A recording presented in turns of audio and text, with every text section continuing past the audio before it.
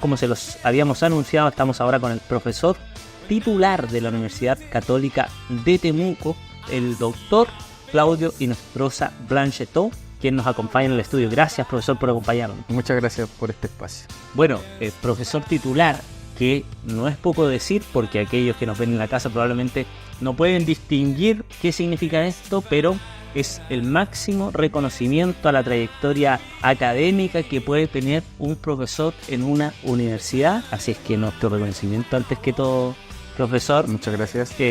Esto ocurre el año 2024, luego de una vasta trayectoria, no es gratuita, por cierto. Cuéntenos sobre sus inicios, porque usted comenzó estudiando justamente en la Universidad Católica de Temuco, se dio una vuelta larga, volvió a la Universidad Católica de Temuco. Así es. Bueno, mi formación primera fue como técnico en producción agrícola en esta universidad. Después yo trabajé un tiempo para reunir dinero, ¿cierto? Y pagar la universidad. En esa época se pagaba, no existía la gratuidad. Y entré a la carrera de agronomía el año 2000 y me titulé como ingeniero agrónomo el 2005. Ahí realicé mi tesis doctoral en la unidad de biotecnología de plantas en Línea Carillanca.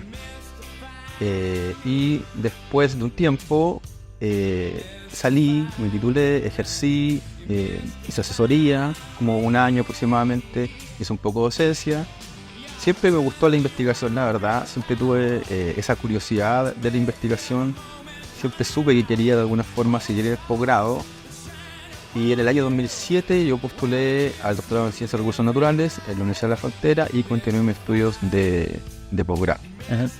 Estuve 2 años en la Universidad de la Frontera, hice principalmente mis ramos y después me fui a la Pontificia Universidad Católica de Chile, en la Facultad de Ciencias Biológicas, a realizar mi tesis doctoral.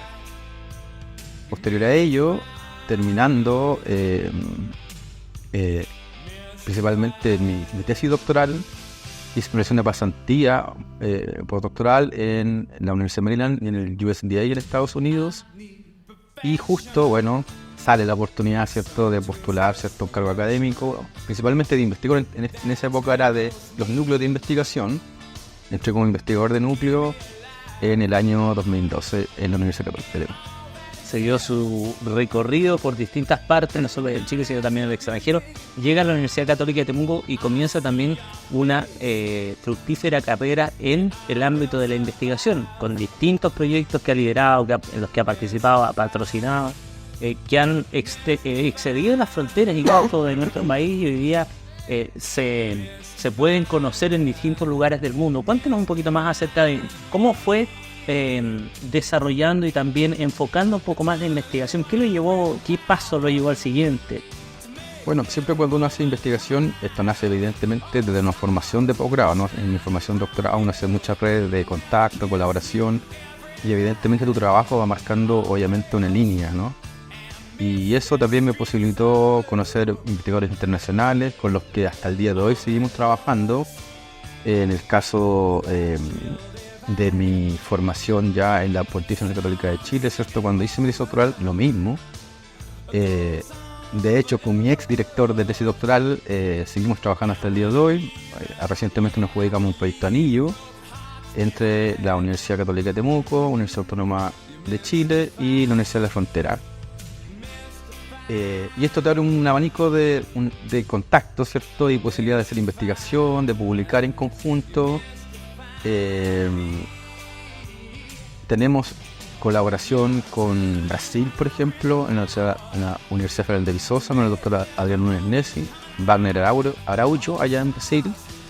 En Australia, con el doctor Seth Rangel, ¿cierto? Que es una eminencia a nivel internacional, asociado, ¿cierto?, a la producción de plantas en mi área. Y así, muchos colaboradores, ¿cierto?, que han trabajado aquí en Chile también, sin duda, con la doctora María Reyes, ¿cierto?, la doctora María Mora en la Universidad de la Frontera, el doctor Cristian Ibáñez en la Universidad de La Serena, por ejemplo, en el norte. Y eso obviamente posibilita ir creciendo, tener otra visión también, ¿cierto?, de los problemas que se puedan desarrollar en conjunto, ¿cierto?, para dar soluciones, ¿cierto?, a ciertas preguntas científicas. En este ámbito, en este recorrido de las ciencias agrarias, agronómicas, usted ha ido también formándose en ciertos ámbitos en específico, con ciertas especialidades, ¿no? Porque como toda carrera, uno va definiendo un poco cuáles son sus intereses. Si bien la investigación ha sido lo suyo, ha ido tomando tal vez más fuerza el trabajo que está desarrollando hoy día. ¿En qué consiste? ¿Cuál es el ámbito de acción? Bueno, yo partí en mi tesis de pregrado en la Católica. De hecho, cuando realicé mi tesis en la unidad de tecnología en Iña, Crianca, trabajamos, ¿cierto?, principalmente con resistencia a aluminio en trigo. La toxicidad por aluminio es un problema en la zona centro-sur y sur de Chile. Es una condición natural y que todos los investigadores y productores saben que tienen que manejar, ¿cierto?, considerar ciertas prácticas agrícolas, ciertos genotipos que sean más resistentes. Y ahí partimos haciendo mejoramiento genético, introducción de genes para tolerancia al aluminio en trigo elite. Y de ahí también yo sigo una línea de investigación. Después empecé a ver estos problemas en los arándanos, aún siendo una especie que se adapta bastante bien a condiciones ácidas en los suelos del sur de Chile. Y se dice que se puede, y se ha sido reportado, que se puede desarrollar bastante bien. Una cosa es que se desarrolle bien bajo una condición de acidez, pero cuando hay acidez en los suelos también hay mayor disponibilidad de aluminio, que es un problema severo en el desarrollo y crecimiento de las plantas. Entonces empezamos a trabajar en eso, buscando genotipos, ¿cierto?, que sean más resistentes. Efectivamente hay resistencia, ¿cierto?, a la toxicidad por aluminio en esta amplia variabilidad, ¿cierto?, genética, las diferentes variedades de arándanos en Chile. Uno, perdone, doctor Inostroza, uno ve los arándanos y ve el arándano. No ve variedades, no ve nada. No, claro. ¿Cierto? Le preguntaba yo fuera de cámara, uno compra en Chile los arándanos y vienen de distinto tamaño, calibre, técnicamente, como usted le decía, pero uno no hace diferencia. ¿Cuántas variedades hay o conocemos cuando uno compra distintas variedades? ¿Cómo es eso? Bueno, en el mercado nacional deben haber más de 36 o 40 variedades disponibles, ¿no? Algunas están sujetas a royalty, pero si uno lo piensa bien, de esas 36 variedades, las que sustentan la productividad a nivel nacional son 3 o 4 variedades. Están las más tradicionales, Legacy, Duke, ¿cierto?, Briquita, por ejemplo.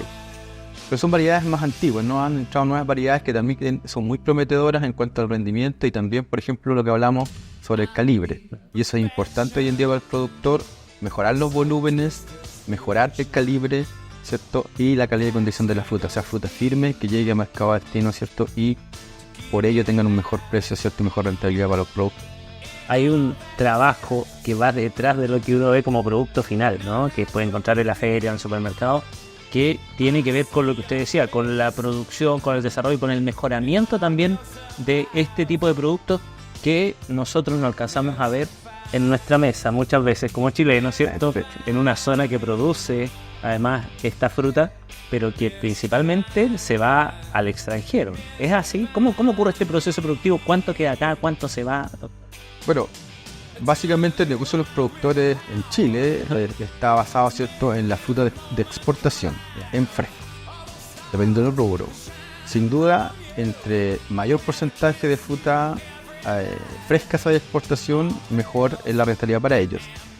Y si a eso le agregamos que los mejores calibres, o sea, si de una hectárea el 100%, el 80% tiene un calibre superior, mucho mejor para el productor, ¿cierto?, con fruta de buena calidad y condición y firmeza, que es lo que finalmente retorna al productor. ¿Qué es lo que se requiere también para que sea rentable, imagino? Porque los costos de producción deben ser muy elevados dadas las características que tiene que tener para cumplir con los requerimientos internacionales, ¿no? Exactamente, o sea, muchas veces, por ejemplo, depende del mercado. El mercado de nicho, ¿no?, que por ejemplo te pagan $5, $4 el kilo, en el caso de los arándanos, simplemente por llegar, por ejemplo, con fruta sobremadura o que aún esté homogéneo, por ejemplo, de menor calibre, te podrían pagar en vez de $4 o $5, $2 el kilo, o quizás inclusive menos. Entonces, evidentemente, esos factores que tienen que ver con, obviamente, el manejo pre-cosecha, inclusive también, y muy importante, en la post-cosecha, lo que también viene de la pre-cosecha, son relevantes al momento, ¿cierto?, de enviar fruta a cierto mercado de destino, ya sea a Asia o China principalmente, u otros mercados, Europa o Estados Unidos. Hay un trabajo de miles de personas en el ámbito de la producción frutícola en este caso. Chile es un exportador importante, entiendo, ¿no?, de berries, pero hay otros países que usted me contaba también que han irrumpido con mucha fuerza, también llevándose capital humano avanzado a la producción. Bueno, sin duda, es parte del libre mercado de alguna forma. Nosotros hasta 3-4 años atrás éramos los principales exportadores de arándanos en el cono sur. Hasta el 2019 llegamos hasta las 120.000 toneladas, ¿cierto?, exportadas. Prontamente nos sobrepasó Perú, ¿cierto?, con tecnología chilena, sin duda, fueron agrónomos también, especialistas, doctores, ¿cierto?, de alguna forma a formar allá, ¿cierto?, a llevar la tecnología que teníamos acá a Perú. Tienen muy buen clima también allá los vecinos, y por lo tanto rápidamente nos sobrepasaron, y hoy en día China está sobre las 300 toneladas de exportación de fruta. Un número muy importante, y eso me lleva al siguiente tema, que tiene que ver con la formación en este caso, de los ingenieros agrónomos. Usted como académico también, hay una vasta experiencia. ¿Qué tan importante es? Hemos conversado con colegas suyos, con académicos, con profesionales de distintos ámbitos, y todos coinciden que la agronomía, por supuesto, que es fundamental en la cadena productiva y en la sociedad. ¿Qué tan relevante es esta formación para además pensar el futuro de la humanidad? Bueno, sin duda yo creo que uno tiene que formar a los estudiantes primero siendo bien crítico, ¿cierto? Yo siempre le digo a mis estudiantes, por ejemplo, en los cursos de frutales, que un buen agrónomo tiene que ser un buen climatólogo y un buen ingeniero comercial también, porque tiene que ver mucho con el mercado, porque al final cualquier decisión, ¿cierto?, que el agrónomo tome va a repercutir finalmente, ¿cierto?, en el negocio del producto. Entonces, efectivamente es un desafío. También se puede innovar, ¿cierto?, y tener toda la información, ¿cierto?, y las herramientas para tomar una decisión correcta, ¿cierto?, y que impacte de menor forma posible o negativamente, ¿cierto?, en el caso del productor, que es el que está contratando a nuestros agrónomos, ¿cierto?, ya sea en el campo o en la empresa. Yo me imagino que como avanza la ciencia, como avanza la tecnología exponencialmente, ¿no?, en los últimos 10, 15, 30 años. La formación de los agrónomos también se va adecuando, ¿no?, a estas nuevas tecnologías, cada vez más investigación. Usted, por ejemplo, ha sido profesor ahí, patrocinante de un proyecto que tuvo mucho éxito, de una estudiante suya que también recorrió el mundo con unas tijeras de poda que van facilitando un poco la vida, la producción, y mejorando la experiencia y también la operatividad del trabajo. Bueno, eso fue una bonita experiencia con la ya ingeniera agrónoma ahora Brenda Hedge. Efectivamente fui su profesor patrocinante. La idea partió primero pensando que el cobre, ¿cierto?, era un bactericida. Entonces ella pensó: profesor, mire, esto podríamos usar unas tijeras, ¿cierto?, para hacer la poda y prevenir las enfermedades bacterianas. Como yo trabajaba en arándano y pensamos en los arándanos en algún momento, el arándano en general no tiene tantos problemas de enfermedades con bacterias. Entonces Brenda, obviamente con el apoyo de la Dirección de Innovación y Transferencia de la Universidad Católica de Temuco, fue varias veces a terreno también, conversó con los productores, y ellos, que son los que están en el terreno, le hicieron ver que en realidad el mayor problema eran las enfermedades fungosas. Entonces, bueno, se hizo una modificación de la propuesta, seguimos, ¿cierto?, trabajando con las tijeras, pero utilizando otros materiales, no en base a cobre principalmente, pero donde esta tijera se le adicionaba un dispensador. Entonces cuando el operador, por ejemplo, hace el corte y la poda, en vez de ir 2 operarios haciendo esta práctica, que es hacer la poda con una tijera y venir otro operario sellando, ¿cierto?, ese corte con una pasta poda, ¿cierto?, fungicida, en la misma tijera tenía ese dispensador donde hace el corte y se aplicaba efectivamente, ¿cierto?, la pasta poda fungicida para evitar la entrada, ¿cierto?, de otros hongos o transmitir esta enfermedad de una planta a otra, y que fue bastante innovador en ese sentido. Ella participó en muchas ferias, ¿cierto?, con esta innovación. Fue muy bien recibida por los productores, tanto nacionales como internacionales. Creo que representó el Perú también, inclusive, en Estados Unidos también. Y formó una empresa con la tijera, ¿cierto?, que cumplía una doble función de alguna forma y evitaba un cierto mayor costo en mano de obra. Cómo va mejorando la producción, el conocimiento, la experiencia, y por supuesto poner en práctica de pronto el terreno, ¿no? El estar ahí y saber cuáles son las reales necesidades. Queremos agradecerle, doctor Inostroza, por su participación, por esta entretenida conversación. Felicitarle nuevamente, ¿no? Muchas gracias por Claridad su tiempo. que a aquellos que nos ven en la casa es el máximo honor y reconocimiento para un académico en una institución de educación superior. Doctor Claudio Inostroza, mucho éxito en este año académico 2024 también. Sabemos que tiene bastantes clases y beneficiados de esos jóvenes que van a tener a don Claudio Inostroza como profesor. Muchas gracias. Gracias.